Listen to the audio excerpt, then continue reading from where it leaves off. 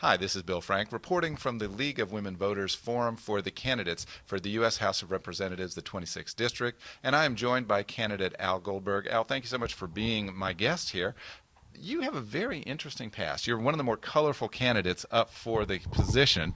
First of all, though, I think it would do well to tell your history of how you got here, particularly in light of the last election you were in. Well, thank you for the compliments on being colorful. Politics should be colorful. I think Ronald Reagan proved that as an actor. Good. Now tell us about your past candidacies because you actually have some success running for the House of Representatives. Yes, I ran for Congress in 2000. I was pretty much unknown. I'm much more well known now. I spent about $12,000. I got about 9,000 votes in Santa Barbara and Ventura County, and I want to thank everyone that voted for me and tell them to go tell 4 or 5 of their friends to vote for me this time, because with the split of 6 people running, it's going to be a very close election to see who the two get in. Now, I was running for the passage of the hates crime bill, and also freedom and equality for all people, and protection of seniors and senior abuse and fraud against seniors. Well, you're running for the House of Representatives at a unique time in American history. The Congress has an 18% approval rating among the U.S. citizens right now, the lowest that I can remember in recent history. My question to you is, Al, why do you want to get yourself in the middle of that fray? 18% approval rating. I'm really surprised it's that high. It's that low because they haven't been doing a good job. I mean, they're professional politicians, which I'm not. I ran once before, and all they're doing is going there and taking advantage of the American taxpayers with these ridiculous health benefits and special social security and medical benefits. The reason that there was American Revolution in this country, and my family traces back to serving at Valley Forge with George Washington, a 15-year-old relative of mine. I've never met him, but his health was damaged in that freezing winter. We fought to break away from Britain and the rule of kings having special rights and nobility and serfs, the rest of the people. This country is de-evolutionizing from the Bill of Rights and the Declaration of Independence, the Founding Fathers' values and ideals, which were the best in probably the history of mankind, and going back towards a two-class system of politicians that make rules and benefits and special things for themselves, like voting themselves pay raises. I mean, if you could work at work, vote yourself a pay raise. I don't even have to ask. It's a rhetorical question. Anybody would vote themselves a pay raise, and giving special benefits so that there's two classes of people, the politicians and the rest of us.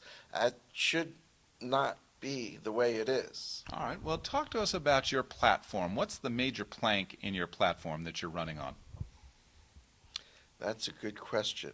The major plank on my platform that I'm running on is that major platform of 82% of the people that are dissatisfied with Congress and the rest of the state, county, city, and all other regional government. It's gotten way bloated. When you look at the city of Bell and the ridiculousness of that, when you look at some of these things that the politicians have voted themselves $250,000 pensions, and then they hopscotch to another position. They get $100,000 pension, and then they hopscotch to another position, and they get another 50, 100,000, so that they retire under the guise of doing public service and doing public good, when in reality all they're doing is lining their own pockets with pensions and making $400,000 a year. It just doesn't make any sense to be paying these people tens of millions of dollars over 20, 30, 40, 50 years of their life when they're in public office for 10 years or 15 years. There's no reason why anyone in public office should be getting a pension of over the cost of living and maybe a little bit more. All right, Al, well, talk to us about your first term. If you're elected to the U.S. House of Representatives, what do you hope to accomplish in your first term?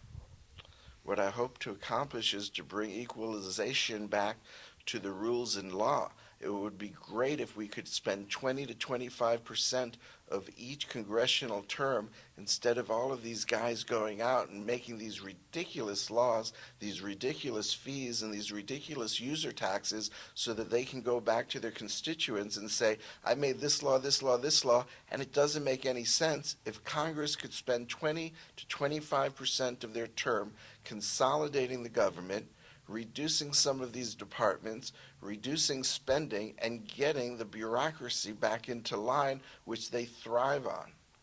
My guest has been Al Goldberg, who is a candidate for the U.S. House of Representatives. Al, if you've piqued the interest of some of the viewers, they want to learn more about you, learn more about your campaign, where would you direct them to go? Well, my phone number is area code 805-797-3862. I am in the process of setting up a website. My email is alforcongress, ALFORCONGRESS, at yahoo.com, not Gmail, because someone else has Gmail, I don't know who, and Al and the number 4 Congress at yahoo.com. And on my business card, I just wanted to read the back of it for Congress, if I've got one.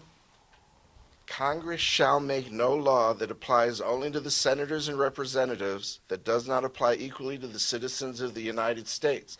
There's no reason to have a two-class system of senators and congressmen in this country collecting special benefits than the rest of us. Also, the Congress and Senate should abide by the same laws that the rest of us have to abide by. That was some of the things that the Founding Fathers had in mind, that all men are created equal. My guest has been Al Goldberg, candidate for the U.S. House of Representatives. Al, thank you so much, and continued That was success with great, your and I had candidacy. a great time, and thank you to the League of Women's Voters for having me. Last time I ran, I got no media coverage. I got no invitations to debates. I still got about 20% of the Democratic Party vote, and now there's 6 people running, and I did it on $12,000, and it was great to be here. Thanks again, Al. Thank you.